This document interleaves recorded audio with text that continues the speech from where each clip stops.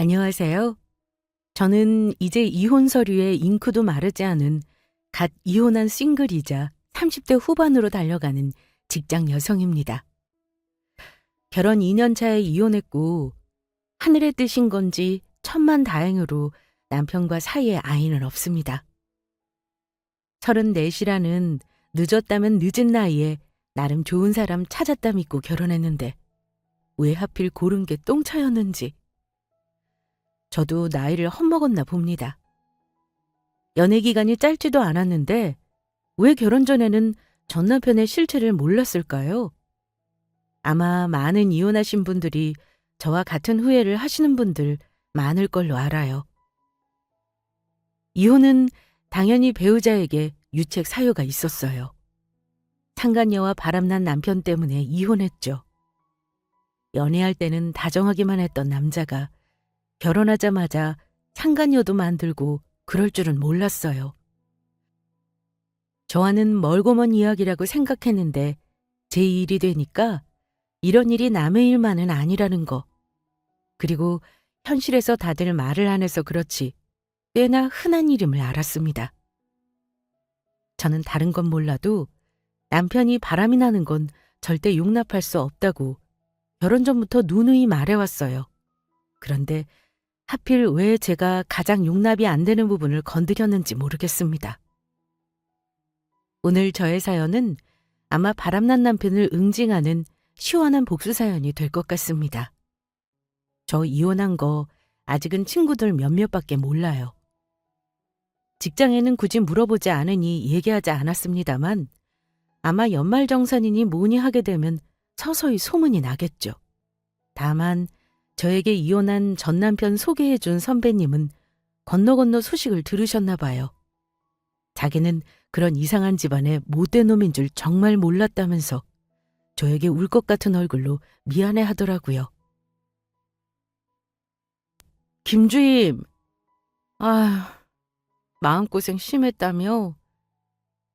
결혼해서도 맘 편치 않게 산다고 해서 내가 마음이 너무 안 좋았는데 결국 이혼했다니까 내가 너무너무 김주임한테 미안해.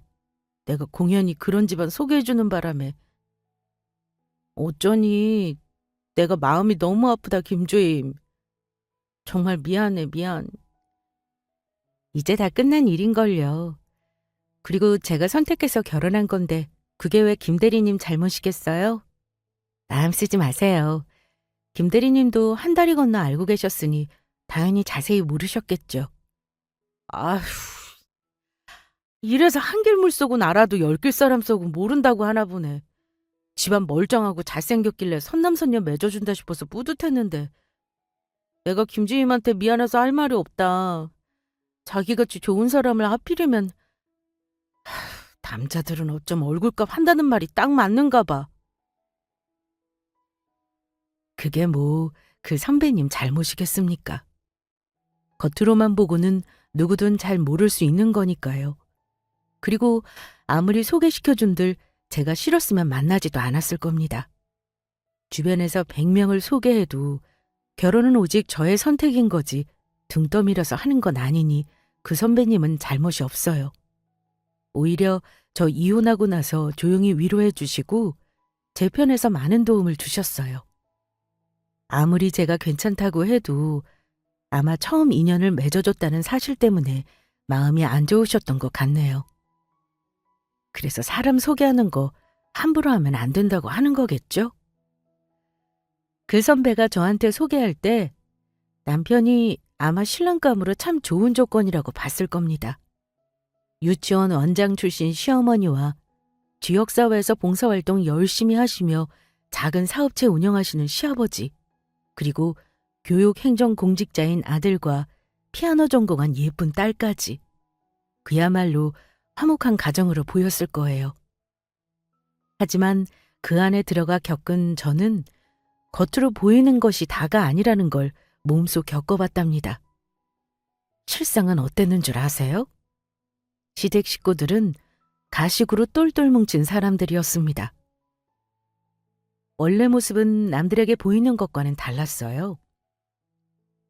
친절이라는 가면을 쓰고 남들 앞에서는 너무나 상냥한 사람으로만 보였을 시어머니와 사사건건 자기 부모와 오빠에게 모든 걸 기대며 돈 뜯어가는 걸 당연하게 생각하던 시누이였어요. 시아버지요? 저는 시아버지 결혼하고 나서 몇 번 본 적도 없어요. 제가 볼 땐 그 집안에서 제일 나쁜 사람입니다. 진작에 딴 살림 비슷하게 차리고 시어머니와는 남남처럼 생활하시면서도 자기 자식들에게는 엄청 엄격한 전형적인 내로남불 스타일이었죠. 어쩌면 이런 부모님들에게 자식들이 보고 배운 게 하나같이 못된 것들 뿐이더라고요. 특히나 전 남편은 제가 볼 때 자기 아버지 하는 짓 완전히 빼다 박았더라고요.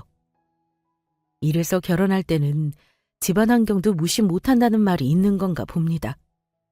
호구 하나 잡아서 한몫 잡으려 하고 뒤로는 저 모르게 딴짓까지 하던 전 남편까지. 여기까지만 들어도 짐작가시죠?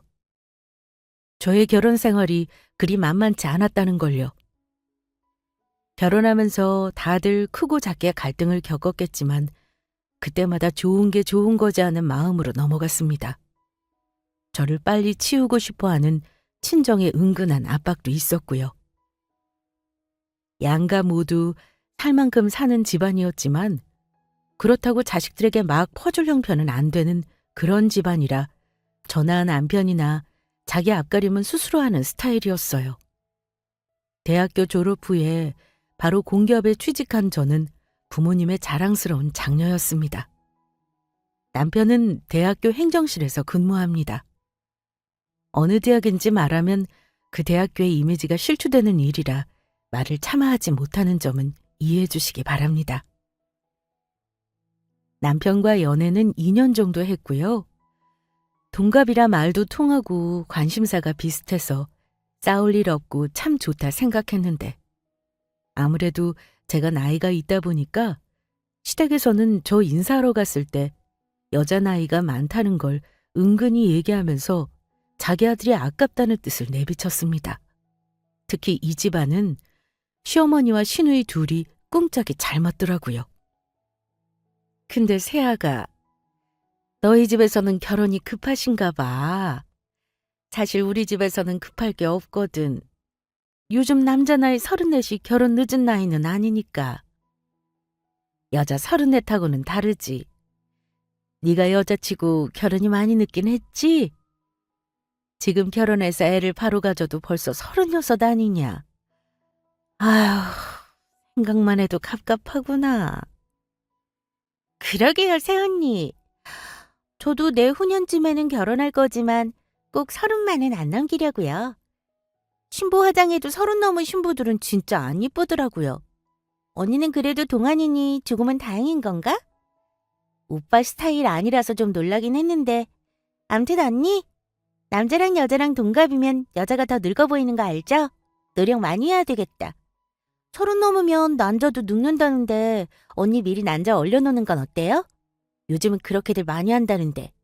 우리 집이 손이 귀해서 적어도 둘은 낳아야 하는데 너 지금 그 나이에 하나도 낳기도 힘들 것 같아. 어쩐다니. 손주 낳으면 내가 키워줄 생각도 있었는데 말이야. 너는 유아교육 전문 시어머니를 둬서 얼마나 좋으냐. 나이가 1~2살만 어렸으면 좋으련만 그건 좀 서운하구나. 아, 물론 네가 뭐 마음에 안 들고 그런 건 아니니 행여 서운해하지는 말어. 서운한 말 다 뱉어놓고 서운해하지 말라니요. 저는 대답도 못하고 그저 쓴웃음만 지었던 기억이 있습니다. 그때 살짝 상처받긴 했어요. 어머니는 굉장히 말을 교양 있게 웃으면서 조곤조곤 말하며 기분 나쁜 말도 다 하는 스타일 혹시 아실까요? 그땐 그래도 직선적이질 않았죠. 결혼하고 나니까 이건 뭐 저랑 사사건건 부딪히는 일이 한두 개가 아니더라고요. 본인이 모든 걸 간섭해야 직성이 풀리는 전형적인 헬리콥터 부모라 어찌나 숨이 막히던지. 하필 시댁이 집에서 겨우 20분 거리라 더했죠. 웃긴 건 남편은 그런 어머니에게 길들여졌는지 엄마의 요구를 대부분 따르는 효자 아들이었고 또 자기 동생도 아주 끔찍했습니다. 시어머니와 시누이는 자기 오빠 집이니 편하게 자기들이 드나들어도 된다고 여기는 사람들이었고요. 독립적으로 자란 저는 그런 분위기가 적응이 안 되더라고요. 우리 친정 부모님들은 아무리 딸네 집이라 해도 절대 함부로 문 열고 들어오는 법 없고, 오기 전에도 꼭 미리 언제 가마하고 오시는 분들이라 처음에는 참 힘들었어요. 남편과 이 문제로 신혼 초에 종종 싸웠지만 남편은 제가 불편한 포인트를 이해하지 못했습니다. 남편이 집을 해온 것도 아닌데 저에게 너무 배려가 없었죠. 신혼집은 전세였는데 굳이 말하면 남편과 저는 반반 결혼이었습니다. 저희 사는 동네는 집값이 많이 비싼 동네는 아니에요. 그래서 처음 시작하며 집을 사고 싶었지만 대출 부담이 커서 그냥 전세를 넣고 금리 인하되는 시기를 봐서 집을 사자고 남편과 둘이 합의해서 전세를 얻었습니다. 저는 나이를 생각해서 아이도 바로 가질 계획이었는데 어쩐지 남편은 아이 갖는 건 딱히 바라지 않았습니다. 제가 아이 얘기를 꺼냈더니 얼굴을 찌푸리기까지 했으니까요. 당신은 아이 갖는 건 안 급해? 당신 어머니 아버지는 나 만날 때마다 재촉이신데 우리 빨리 가져야 하지 않을까? 당신은 그렇다 쳐도 내가 나이가 있어서 걱정이다. 나 지금도 노산이래. 정작 가지려고 할 때는 안 들어서면 그것도 낭패잖아. 우리가 빚지는 것도 아니고 낳아서 기르면 어찌어찌 살게 되지 않겠어? 글쎄. 나는 지금 당장 애 가질 생각 없는데. 당신 애 하나 기르는데 돈이 얼마나 많이 드는 줄 알아? 주변 친구들 봐봐. 애 키우느라 자기 시간 제대로 가지는 사람들이 있나 말이야. 난 그렇게 살기 싫어. 꼭 낳아야 하면 나중에 여유 있을 때 생각해 볼래. 요즘은 아이를 하나만 낳아도 돈이 많이 드는 세상이니 남편이 돈 걱정에 그러는 줄 알았습니다. 그런데 같이 살면서 보니 남편은 자기 자신이 제일 중요한 사람이었어요. 나르시시스트까지는 아니지만 아이 때문에 자기가 원하는 취미나 일을 못한다면 못 견딜 그런 성격이었어요. 게다가 경제적인 문제로 아이 계획을 늦추자는 거면 둘이 버는 돈을 합쳐 모을 궁리를 해야 하는데 남편은 그럴 생각이 없어 보여 답답하더라고요. 어떤 시기였냐면 돈 관리를 따로 하며 공동생활비를 내고 각자 모으자는 주의였는데 저는 남편이 자기 경제 상황을 투명하게 오픈하지 않은 것 같아서 불만이었습니다. 우리 부부가 공동으로 돈을 모으는 계좌는 제 명의 통장이었고 제가 관리하긴 했어요. 통장을 제가 관리한 이유가 있었습니다. 결혼해서 1년 지났을 무렵에 우리 친정 부모님이 원래 살던 집을 정리하시고 파주 쪽에서 전원생활 하시겠다고 이사 가셨는데 시세 차익을 좀 내셨어요. 그중에 1억 정도를 저 나중에 집 살 때 보태 쓰라고 증여해 주셨거든요. 결혼할 때는 거의 부모님 도움 받지 않았는데 그게 두고두고 마음에 걸리셨는지 빨리 내 집 마련하라며 정말 큰맘 먹고 보태주신 돈입니다. 물론 남편도 알고 있었고 처가에서 돈을 줬다는 거에 내심 좋아하는 것 같았어요. 통장에 돈이 든든하게 있어서 안심된다고 하고 열심히 모으자고 얘기도 했고요. 하지만 공동으로 관리하는 통장 외에 저는 남편이 개인적으로 돈이 얼마나 있는지는 결혼하고 나서 아예 몰랐습니다. 결혼하면서 각자 서로 모르는 빚이 없는 거 확인하고 결혼했다지만 결혼했으면 부부가 공동으로 돈을 모으거나 적어도 버는 돈은 얼마인지 저축액은 얼마나 여력이 있는지는 서로 알아야 하는 거 아닐까요? 남편은 금전적인 부분을 자꾸 저에게 숨기려고 해서 초반에 그 문제로 가장 많이 싸웠습니다. 나중에 알고 보니 다 이유가 있어서였는데 당연히 처음에는 몰랐죠.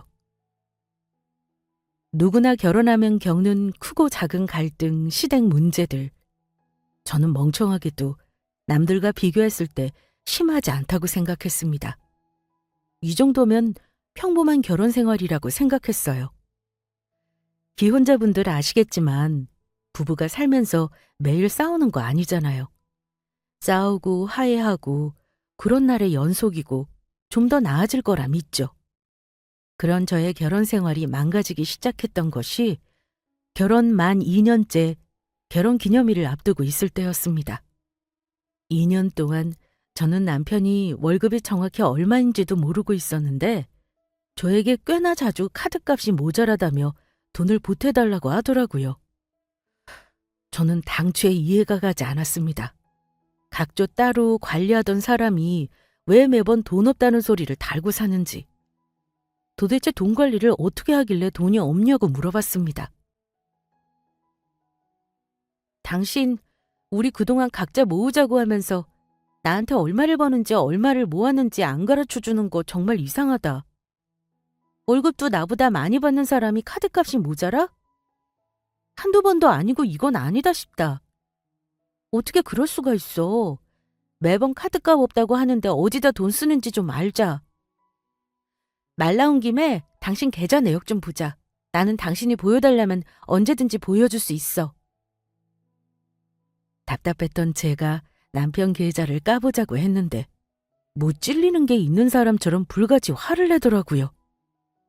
야, 아무리 부부 사이라도 프라이버시가 있지. 내가 그걸 왜 너한테 닦아서 보여주냐? 그럼 카드값이 왜 모자라는 건지 내가 납득할 만한 이유를 대. 그랬더니 자기 동생 핑계를 대더라고요. 아, 그게 말이야. 사실은 유진이가 지금 결혼 준비 중이잖아. 이것저것 돈 쓸 게 좀 있었나 봐. 자기 카드 한도가 안 된다고 좀 도와달래서 내가 대신 결제 좀 해줬다. 당신한테는 말하기가 좀 어렵다고. 아가씨가? 아니, 아가씨가 당신 카드를 왜 마음대로 써? 그러려면 나한테 말해야지. 왜 당신한테만 말해서 부부 사이에 분란을 만드냐고. 올케한테 돈 얘기하는 게 쉽겠어? 당신이 또 좋은 깐깐한 사람이냐고. 나 동생 결혼할 때 돈도 보태줘야 하는데 진짜 나한테 쓰는 돈 하나도 없이 모으고 있는데도 이렇게 쪼들린다. 당신이 이해 좀 해줘. 나중에 신우이에게 확인해보니까 그때는 남편이 거짓말인 건 아니더라고요. 제가 신우에게 부탁했어요. 앞으로 돈 문제 부탁하려면 저에게 먼저 말해달라고요. 아가씨, 그럼 이제껏 그이가 돈 없다고 말했을 때마다 혹시 아가씨한테 돈 빌려준 거였어요? 솔직히 말해줘요, 아가씨. 저랑 오빠가 부부인데 저도 알아야 하는 거잖아요. 앞으로 혹시 돈 문제로 부탁할 일 있으면 오빠랑 둘이서만 의논하지 말고 꼭 저한테도 얘기해주세요, 아가씨. 언니, 지금 나한테 오빠가 푼돈 좀 보태줬다고 따지는 거예요? 아니, 나는 오빠가 쓰라고 큰소리치면서 주길래 괜찮은 줄 알았죠. 언니도 능력 있고 오빠도 돈 벌고 아직 애도 없으니 돈 나갈 거 없다면서 걱정 말라길래. 언니가 오빠 돈 단속하는 것 같아서 괜히 기분 나쁘네요? 신우이가 기분 나빠하길래 더는 말하지 않았지만 정작 그 상황에서 기분 나쁠 사람이 신우이인가요? 기분이 나빠도 내가 더 기분이 나쁠 일인데 제가 마치 의 좋은 남매를 갈라치게 하려는 사람이 된 듯해서 기분이 안 좋더라고요. 남편이 신우이에게 종종 저모르게 돈을 주었던 문제는 이렇게 일단락을 지었습니다. 그런데 저는 나중에 알았습니다.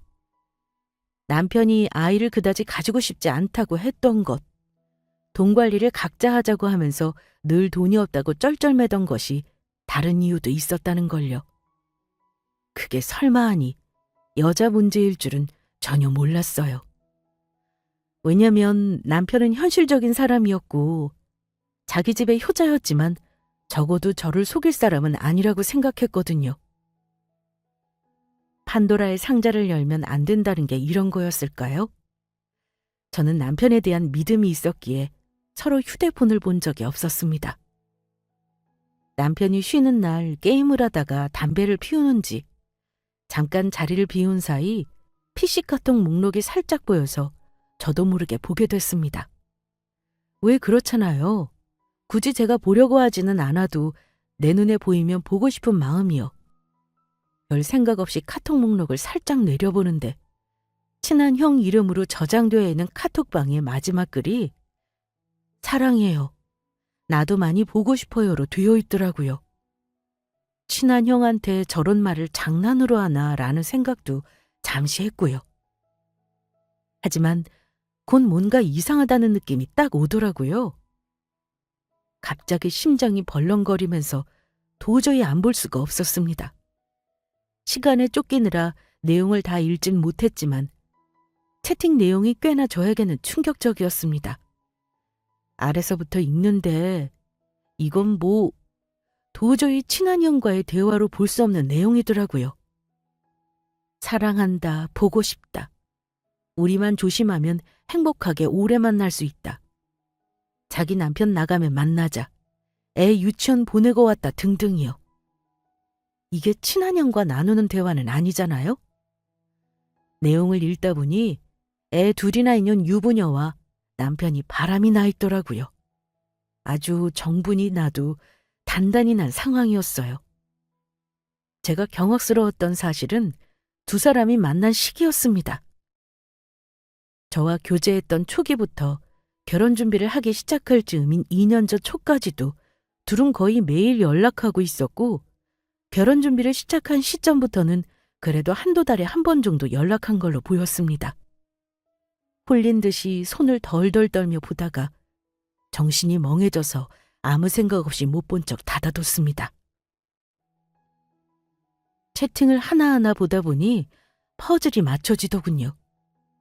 남편은 결혼해서 저와 길게 휴가를 간 적이 한 번도 없었는데 중간중간 연차를 내면서 그 여자와 만나고 저에게는 일이 바빠 연차는 꿈도 못 꾼다고 했었죠. 그리고 사실 이 모든 것보다도 가장 충격적이었던 건 그 유부녀 상간녀가 남편과 예전에 같이 근무했던 여자라는 사실이었습니다. 저는 남편이 들어오기 전에 카톡이랑 문자 등 증거 다 캡처해서 제 핸드폰으로 보내놓았습니다. 그 여자 전화번호도 저장해 놓았고요. 그날부터요. 남편 얼굴 보는 것과 같이 사는 게 지옥이었습니다.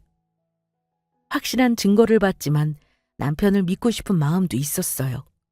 하지만 판도라의 상자를 연 후에는 남편의 행동이 전부 의심스러워 보였습니다. 한 며칠은 무슨 정신으로 살았는지 기억이 안 날 정도입니다. 정신을 차리니 내가 왜 가치 없는 인간 때문에 이렇게 마음이 아파야 하나 싶었어요. 두 사람 사이에 아이가 있는 것도 아니고 이혼하려고 마음먹으면 세상 간단한 일이죠.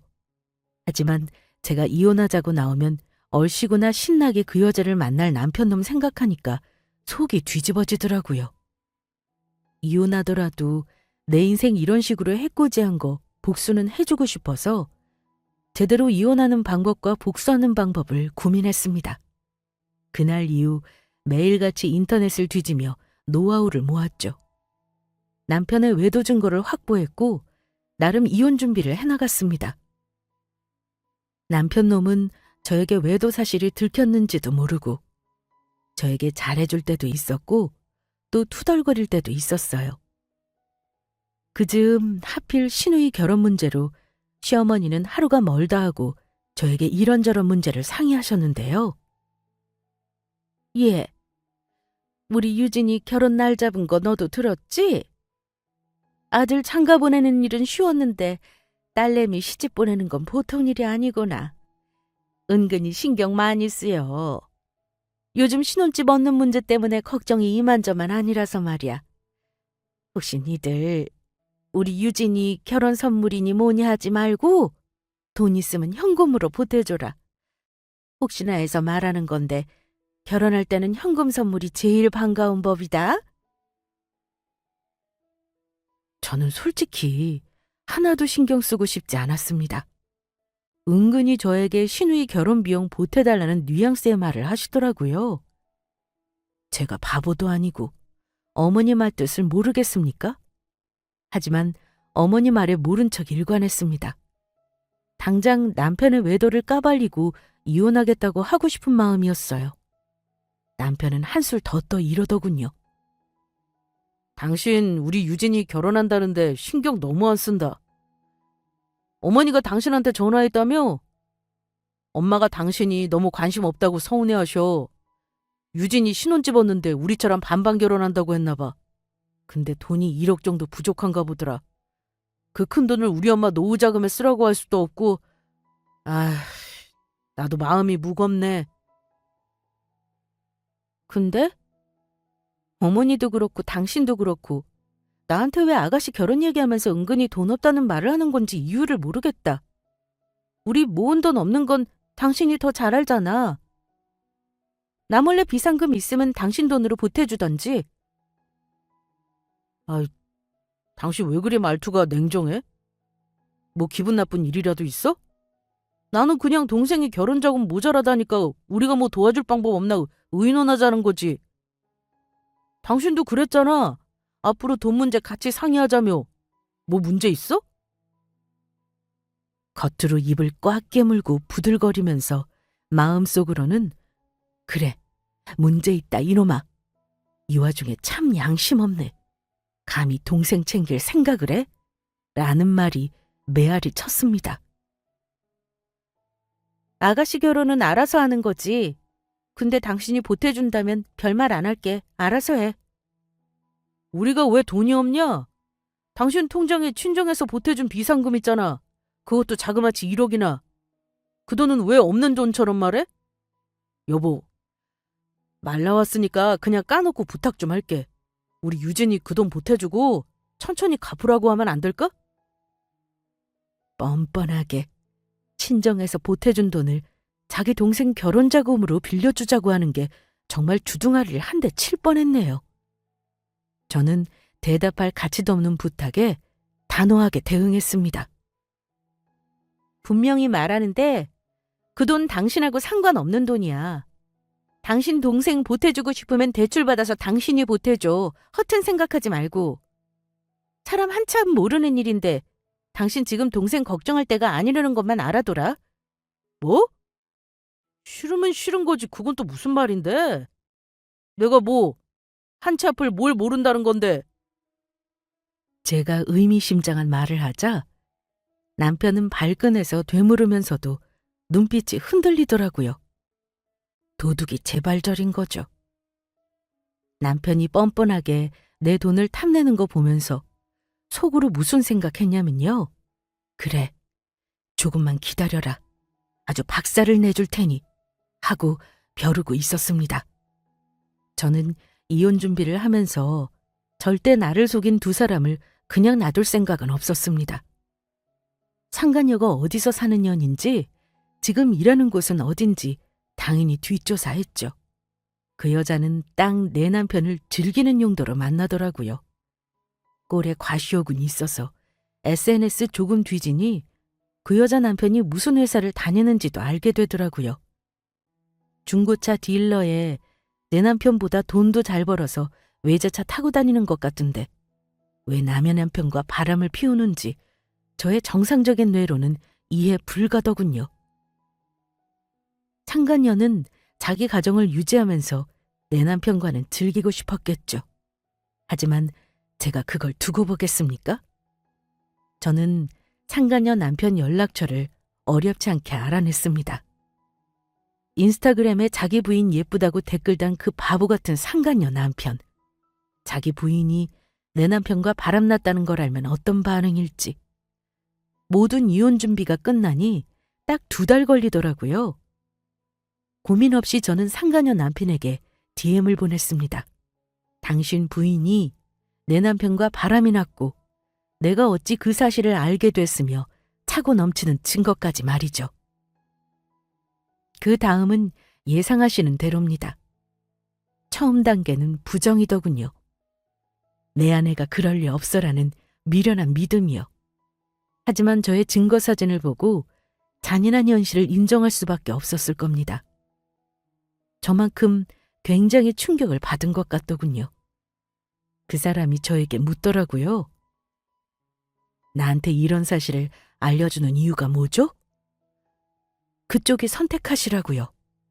이런 사실을 알고도 부인 용서하고 살려면 저는 뭐라 할 말이 없어요. 근데 이혼하겠다면 서로 돕자는 거죠. 그쪽이나 나나 배신당한 동지잖아요. 선택은 본인이 하세요. 결심하면 우리 속인 두 사람 박살낼 방법은 제가 알려드리죠. 제가 그랬든 상간녀 남편은 혼란의 시간을 며칠간 보낼 게 분명했습니다. 제가 굳이 상간녀 남편에게 외도 사실을 알린 이유가 있습니다. 남의 남편과 놀아나 가정 끝낸 년이 자기 가족은 깨지 않으려 하고 잘 사는 척 과시하는데 그 꼴을 제가 두고 볼 수는 없죠. 남의 가슴에 비수 꽂았으니 본인도 똑같이 당해봐야 하는 거 아니겠습니까? 그런데 상간녀 남편의 대답을 기다리던 그 며칠간 남편이 기어이 이혼을 재촉하는 사달을 내고 말았습니다.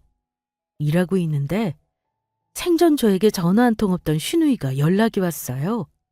그런데 저에게 대뜸 고맙다는 말을 하는 겁니다. 언니, 진짜 고마워요. 인사하려고 전화했어요. 나는 언니가 이런 도움 줄지도 모르고 은근히 삐졌었잖아요. 진짜 고마워요, 언니? 네? 아가씨 지금 무슨 말이에요? 뭐가 고맙다는 건지. 언니 덕분에 20평대 1억짜리 반전세 구하려던 거 30평대 전세로 바꿀 수 있었잖아요. 언니가 도와준 덕분이에요. 오늘 언니 덕분에 무사히 계약하고 왔어요. 진짜 고마워요, 언니. 내가 살면서 잘하는 걸로 갚을게요, 언니. 갚긴 뭘 갚아. 지금 내가 아가씨한테 돈을 보태줬다는 거예요? 네. 언니 왜 그래요? 오빠가 어제 돈 보내줬었는데 1억이나 보내줬다니까요? 설마 오빠가 그 큰 돈 보내면서 언니한테 말도 안 한 거예요? 나는 당연히 언니도 아는 줄 알고 고맙다는 인사하려고 전화한 건데. 저는 시누이 대답 듣지도 않고 전화를 끊어버렸습니다. 1억이라니요? 설마 남편 놈이 내 계좌에 손을 댔나 싶어 다급하게 계좌를 조회해봤는데요. 계좌에 있던 돈 1억이 정말 사라지고 없더라고요. 이게 무슨 일인가 싶었죠. 나는 돈을 뺀 적이 없는데 그 큰 돈이 빠지다니요. 순간 참아왔던 화가 팍 터져버리더라고요. 그 돈을 빼갈 사람은 남편 놈밖에 없었으니까요. 아마 집 컴퓨터에 저장해놓은 제 인증서 비밀번호를 알고 있었던 것 같네요. 설마 하니 제 돈을 뺄 줄은 몰랐는데 그 돈을 왜 뺐는지 짐작이 갔죠. 저는 회사에 반짝까지 내고 부랴부랴 집으로 왔습니다. 오면서 제정신이 아니었죠. 그때 마침 상간녀 남편에게 같이 복수하자는 문자가 막 도착했는데 저는 그 복수의 날을 바로 그날로 하기로 결심했습니다. 그래서 상간녀 남편에게 전화해 저의 계획을 문자로 간단히 발송했습니다. 그리고 꼭 내 말대로 해달라고 부탁했어요. 뭐든 하겠다는 답장을 보니 아마 며칠간 마음고생을 많이 한 듯 그 사람의 분노가 고스란히 느껴졌습니다. 집에 가는 길에 남편에게 전화했어요. 그리고 한바탕 난리를 쳤습니다. 당신 내 통장에서 돈 빼서 아가씨 줬니? 네 동생한테 내 돈 1억 빼서 준 거 맞냐고. 너 당장 집으로 튀어와. 여보, 돈 빠져나간 거 알았어? 내가 안 그래도 오늘 말하려고 했다. 유진이가 돈이 급하다고 하니까 어쩔 수 없었어. 내가 집에 가서 다 설명할게. 그 돈 다른 데 쓰지 않고 동생 집 보증금이야. 나중에 그대로 빼줄 수 있으니까 걱정 말라니까. 당신 이거 엄연히 도둑질이야. 인증서 비밀번호는 대체 어떻게 알아낸 거야? 그 돈 도로 내 통장에 꽂아놔. 안 그러면 당신 바로 감옥 보내버릴 테니까. 여보, 일단 진정하고 말로 하자. 내가 지금 바로 집으로 갈게. 가서 대화로 풀자, 대화로. 대화 좋아하네. 오늘 당신 제삿날인 줄이나 알아. 제가 집에 도착하니 20분도 안 되어 남편이 튀어왔더라고요.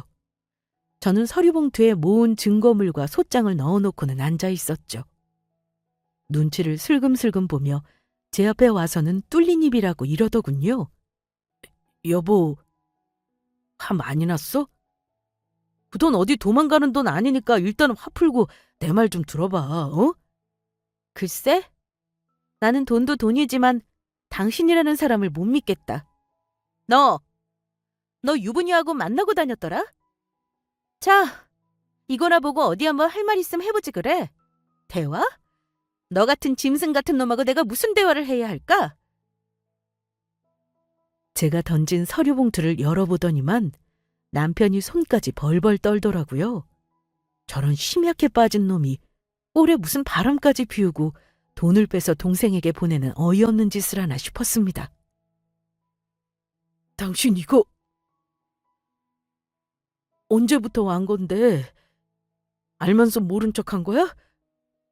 근데 여보, 변명 같지만 내 말 좀 들어주면 안 될까? 내가 하느님을 믿지는 않는데 너 같은 놈이랑 살지 말라고 오늘같이 뭔가 딱딱 맞아떨어지는 기회의 날을 주셨나 봐. 나한테 시답자는 변명은 됐고 어디 네가 나 말고 이 사람 앞에서도 입 열 수 있나 보자. 기다려봐. 누가 우리 집에 지금 거의 다 왔다니까. 뭐? 여보, 누군데 그래? 설마 당신 치사하게 삼자대면 같은 거 하려고 그 여자 부른 거 아니지? 나 정리할 거야, 여보. 어차피 그 여자도 나랑 엔조이지 자기 가정 깰 생각 없는 여자라니까? 그때 마침 울리는 초인종 소리에 저는 문을 열어줬는데요. 찾아온 사람을 보고 남편은 놀라다 못해 갑자기 후다닥 일어나 집을 빠져나가려고 하더군요. 그때 우리 집에 찾아온 사람이 도망가려는 남편놈의 뒷덜미를 잡았습니다. 어딜 도망가 이 자식아! 오늘 너 나랑 끝장 한번 내보자. 네가 내 마누라랑 놀아난 놈이냐? 너 오늘 내가 죽이려고 왔는데 마음이 바뀌었어. 내가 인간 같지도 않은 너 죽이고 감옥 가서 내 인생 망칠 수는 없지. 너 오늘 내 손에 딱 반 죽을 때까지 한번 맞아봐라. 이거 나요, 영씨. 이거 엄연히 범죄예요, 범죄. 말로 해야지 누가 누굴 반을 죽여. 이거 안 나오면 일일이 신고합니다. 여보, 당신 보고만 있을 거야? 나 아직 당신 남편이야. 나 맞는 꼴 볼 거냐고.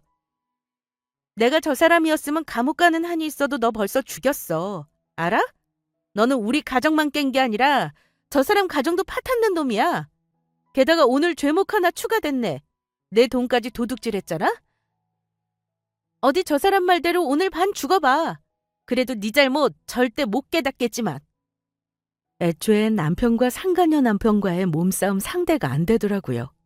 키만 컸지 운동이라고는 안 해서 비리비리한 남편놈은 몸 좋고 황소같이 생긴 상간녀 남편에게 그날 흠씬 두들겨 맞았습니다.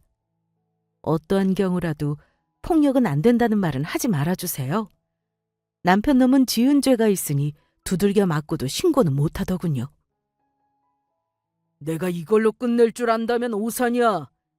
네가 놀아는 내 마누라랑 너 얼굴 못 들고 해줄 테니 각오해. 오늘이 끝이 아니라 시작이다 이놈아. 주제에 와이프 잘 얻은 줄 모르고 남의 여자랑 놀아나기나 하고 말이야. 너 같은 놈한테는 매가 약이다 이 자식아. 오늘 나한테 딱 죽기 전까지만 맞자. 저는 남편이 두들겨 맞는 동안 상간녀에게 문자 한 줄과 맞아터지고 있는 남편놈 사진을 보냈습니다. 유부녀인 너랑 뒹구는 쓰레기랑 방금 쫑났어. 세상에 비밀 없는 거 알지? 내가 확 돌아서 네 남편 여기로 오라고 했으니까 앞으로 네 남편이랑 이혼하고 어디 한번 내가 버린 쓰레기랑 잘 만나봐. 그리고 내 인생 구제해줘서 고마워. 문자를 보냈지만 상간녀로부터 답장은 없었습니다. 본인 남편이 우리 집에서 내연남을 두들겨 패는 걸 보면 과연 기분이 어떨지. 가슴이 쿵 떨어지고 이제 다 망했다는 기분을 느끼게 해주고 싶었어요. 남편 놈은 얼굴 빼고 온몸을 다 두들겨 맞고 헉헉거리며 엎드려 있었고 화풀이를 다 했는지 상간녀 남편이 그러더라고요. 내가 그쪽 목까지 다 때려줬는데 어떻습니까? 원하면 더 때려줄까요? 그만하면 된 것 같네요. 그나저나 어쩌실 건가요? 이혼하실 거면 제가 준비해 놓은 자료 드릴게요. 이혼 소송만 하지 말고 저 인간한테 꼭 상간남 소송하세요. 꼭 소송하면서 궁금한 거 있으면 연락하셔도 되고요. 내가 하고 싶은 말은 그게 다예요.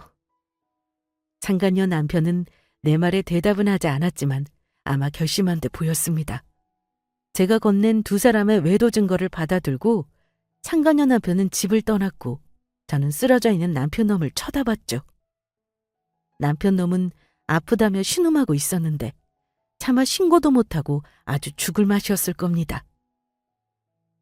당신, 나한테 왜 이래? 나 진짜 죽을 뻔했잖아.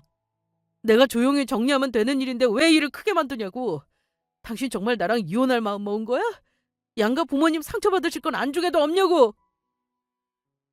부모님 생각한다는 놈이 이런 짓을 하니? 부모님 걱정할 게 아니라 네 인생 걱정이나 해. 네가 빼놓은 내 돈 3일 내로 돌아 안 채워놓으면 넌 감옥 갈 줄 알아. 알겠냐? 그날 저는 주저앉고 시댁에 전부 알렸습니다. 남편은 이제 진짜 큰일 났다 싶었는지 저에게 평생 사죄하고 죄인처럼 살겠다고 무릎도 꿇었지만 이미 소장 접수했으니까 소송 준비나 잘하라고 했습니다. 시댁에 알리자 시어머니, 시누이 한바탕 난리가 나고 다음날 바로 시댁에 불려갔습니다. 갔더니만 시부모님이라는 분들이 저에게 미안하다며 면목 없다며 자식 잘못 기어 미안하다며 한 번만 용서해달래요. 황당해서 웃음이 나오더라고요. 여기까지는 참았습니다. 담담히 이혼 의사만 전하고 되돌아갈 생각이었죠. 그런데 그 다음 말이 참을 수가 없었습니다. 남잔 바람나도 다시 돌아오지만 여자는 집을 나가는 법이야. 남자가 여자한테 눈 돌아가는 거? 살다 보면 한두 번은 있는 일이고 실수이니 남잔데 참고 살면 나이 들면 가정에 더 충실한 법이야. 바람 피운 년은 정거장이고 너는 종점이니까 언제든 마누라에게 돌아올 테니 괜찮다. 네가 한 번만 참아라. 어머니는 제가 지금 버스 종점으로 보이세요? 그럼 제가 살면서 한 번 실수로 남자한테 눈 돌리면 그땐 남편이 참고 넘겨야 하는 거겠네요? 그랬더니만 발끈하시면서 아니 여자랑 남자랑 같아? 여자는 남자에게 맞들리면 패가망신이고 있을 수 없는 일이야. 사돈이 알면 서로 불편하고 우리가 너무 창피하니까 한 번만 용서하렴. 네 돈도 내가 빠른 시일 내에 돌려주마. 어머니, 혹시 어머니 딸이랑 저랑 똑같은 일 당해도 참고 살라고 하실 거예요? 제가 엄마라면 딸한테 어머니처럼 말 절대 못해요. 어이가 없네요. 저 오늘 어머니 훈계 들으려고 온 거 아니고요. 통보하러 왔어요. 저 어머니 아들이랑 갈라설 거예요. 그리고 어머니 아들이 훔쳐간 내 돈 3일 내로 돌려주세요. 안 그러면 어머니 아들 감옥 갑니다. 아시겠어요? 저는 그 말만 하고 바로 나와버렸습니다. 시아버지랑 남편은 포기한 듯 가만히 있었고요. 내 이혼이 우리 부모님 가슴에 대못 박는 일이라 해도 이혼하겠다 했습니다. 그리고 준비한 대로 이혼 소송과 상간녀 소송을 거침없이 추진했습니다. 남편 놈은 아주 곤란한 상황이 되었어요.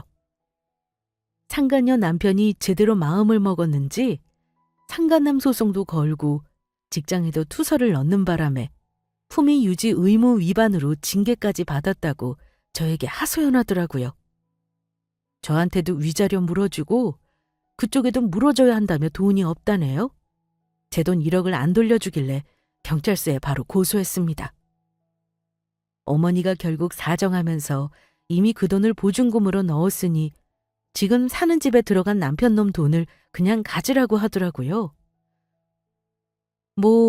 융통성 있게 어머니 말대로 해도 되는 건데 최대한 오래 고생을 좀 시키고 싶어서 고소 취하지 않고 경찰서에 왔다 갔다 하게 만들었습니다. 그렇게 지저분하게 저는 진흙탕 싸움을 하며 이혼했어요. 하지만 전 남편에게 위자료 2천만 원과 통장에서 빼간 돈, 그 돈을 가져간 기간만큼의 이자까지 계산해 전부 돌려받았습니다. 상간녀는 뻔하죠. 남편하고 이혼했다고 전해 들었네요. 저한테 위자료 1,500 마련하느라 아마 피똥 좀 쌌겠죠. 기본적으로 바람 피우는 인간들은 도덕성이 결여된 사람들이라 그 곤욕을 치르고도 절대 반성하지 않았을 거라 생각해요. 곱게 바람 피우고 안 들켰다면 참 좋은데 심보들이 못돼 먹은 경우가 많아서 돈 줄 때 어찌나 아까워하던지요. 본인들 한 짓이 어떤 짓인 줄 끝까지 모르더라고요. 이제 대충 주변 정리 끝낸 상황이지만 이렇게 사연을 보내면서 더 정리가 되는 기분이네요.